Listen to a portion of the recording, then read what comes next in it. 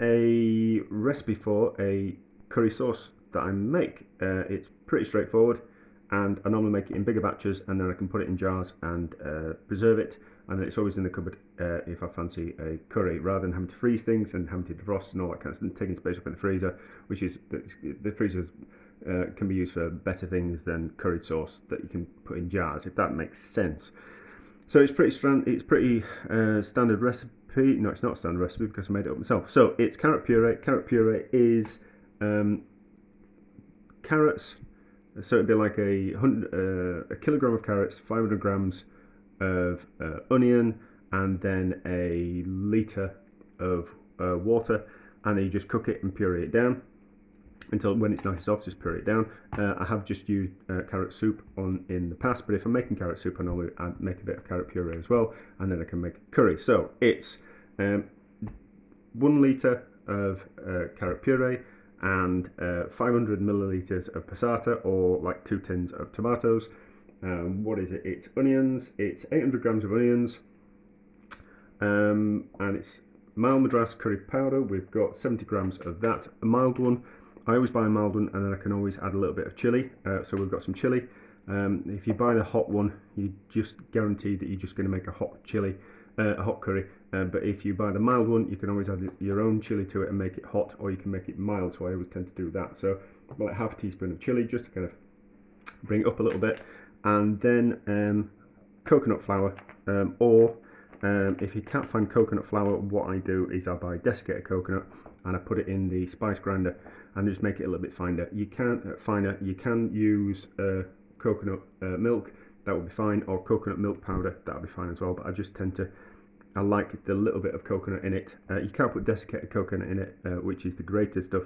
It's just, you just end up with loads of bits in your teeth. So roughly chop my onions, and then we'll cook those, and then it's just a simple case of adding all the ingredients, bring it up to a temperature, put it in jars, and then preserving it in jars. So I'll do a bit of prep, and then we'll just kind of come to the stage where you can see what size the onions are cooked, are being cut into and cooked, and then it's just a simple case of adding everything else together and combining and then jarring. So it's pretty straightforward, and it's something dead easy to have in the cupboard as well. So onions have been chopped, and just kind of roughly but long, it's like onion in half and then half again, and then that kind of shape. So onions have been chopped and softened slightly. You just want to soften them slightly just to take that bit of a harsh flavour away from them. And also all we're really going to do now is bring it up to the boil, and then it will be ready to kind of jar up, or take it to the next stage if you want to add meat and things like that. But so we just want to soften them rather than so by the time the curries come up to the boil, the onions will be fully cooked. So we just need to add the rest of the ingredients. So we've got carrot puree, which is a litre worth of that, and then 500 millilitres of passata. If I wasn't using passata, I'd use 2 tins of chopped tomatoes. I always find the passata just that little bit more intense flavour than tomatoes. So 70 grams of mild curry powder, and then what was it? It was 80 grams of coconut flour, not desiccated coconut because I don't like the bits in my teeth. So that's that. And then we're going to put in a half a teaspoon, well, third of a teaspoon, between half and a third of a teaspoon of chili. Because always very difficult it's dead easy to add a little bit more, very difficult to kind of compensate for putting too much chili in something. So give that a mix, put it back on the stove. I'll go through that and I'll scrape out all the excess carrot juice from there. We'll put it back on the stove, bring it up to the boil, and then be ready for putting into jars and preserving. So the curry sauce has come up to temperature. I'll just do it that way so it doesn't steam up the camera too much. So the curry sauce has come up to temperature. So everything's cooked through. This would be, if you wanted to turn this into like a meat curry now would be the time to add the sauce, the meat, and cook it up and cook it. I normally add a little bit of milk as well to the curry just to mellow it slightly. So we'll give it a taste. I think it'll need some salt because I haven't put any in.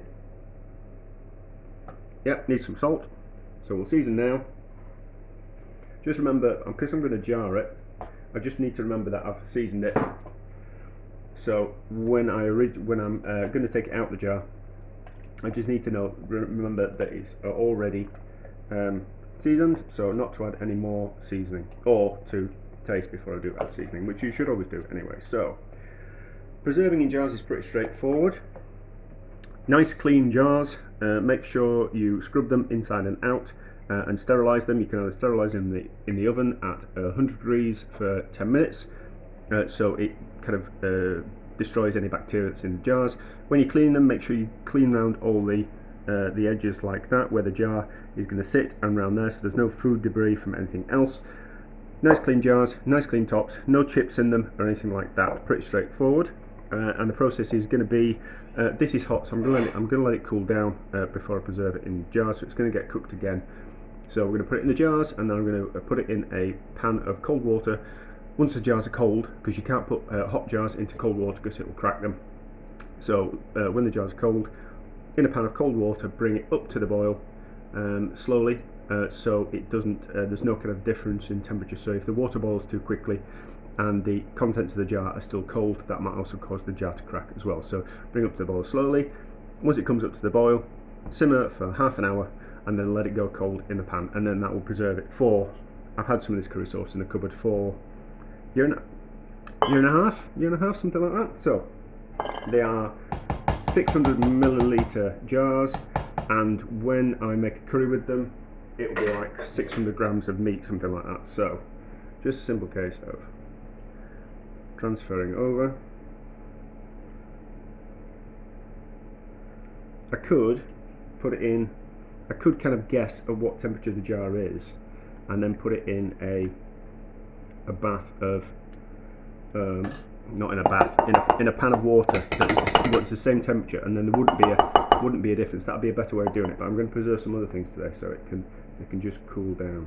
So get that up to a decent height. You don't want to fill the jars too much. Put that over there, so we'll get a bit more in that one. Obviously the jar and the contents of the jar are going to expand, so you don't want to overfill them, otherwise that will be another thing that potentially make the lids of the jars shoot off or crack the jars. So that's about as full as it wants to be. Clean jar on top, make it secure.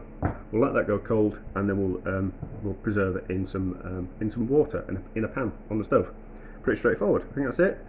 Yes. So I talked about when I made the curry. I'll probably put some milk in it. You can't put the milk in now and then preserve it after you preserve the curry sauce after you put the milk in. The milk wants to ferment if you put it in jars, which is a bit of a problem. So if you're going to ferment, if you're going to put things in jars like curry sauce, please don't put anything like milk in, because it'll ferment and it'll ruin it. Fermentation is a good thing, but not in this case, because it'll send everything off. So that's pretty straightforward, I think. Yeah, that's pretty straightforward.